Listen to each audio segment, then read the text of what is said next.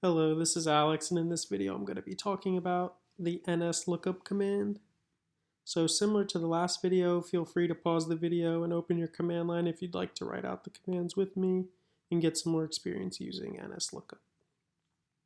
I suggest typing man nslookup in the beginning before you start using the command, just to read about what the command does. Also, I've noticed there's some slight differences between the Windows and Linux systems for using Nslookup, so you might have to play around and figure out the exact syntax for your operating system.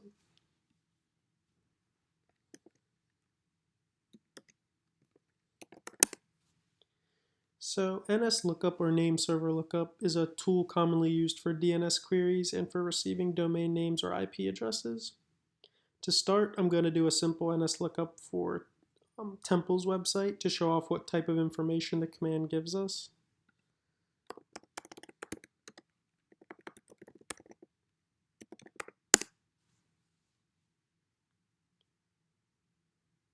Similar to using the command on a domain, you can also use the command on an IP address. So here's an example of me using the command with the IP given from the first lookup.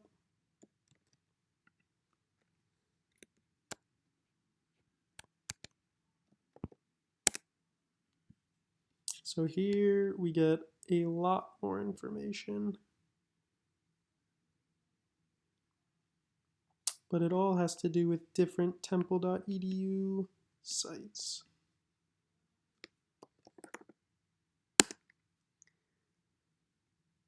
When we go back to the first one that we did, we see that there's a non-authoritative answer. So an authoritative name server is a name server that has the original source files of a domain zones file. That is where the domain administrator has configured the DNS records for a domain. So if that's not the case, you'll see that the information we get commonly comes from a non-authoritative answer. This specific command has an interactive mode as well as a non-interactive mode. So to show the difference, what I just did now is the non-interactive mode. So what we can actually do is just type nslookup and it brings us into an interactive mode.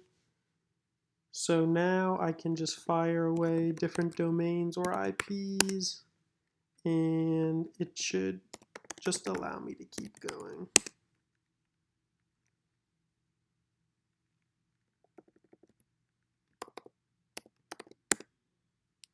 So that's the interactive mode. And to get out of this, you can just type exit and you're back in your command.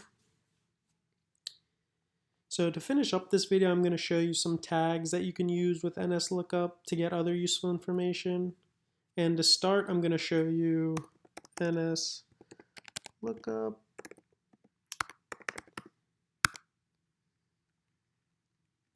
name server, and then let's do youtube.com.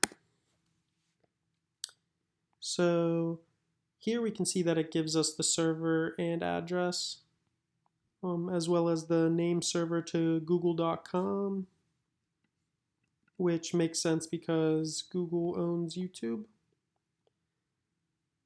We can also see here that we get a IP4 address and the IP6 address, and that the AAAA is for the IP6 addresses. So lastly, we can do any, and with this, if I do Google, so this will give us a larger scope of information. So we get a bunch of information when we use -type equals any. So this command would be helpful to get more information than you need about the DNS records, and then you could do a more narrow search on maybe something that you found with a name server or an IP address.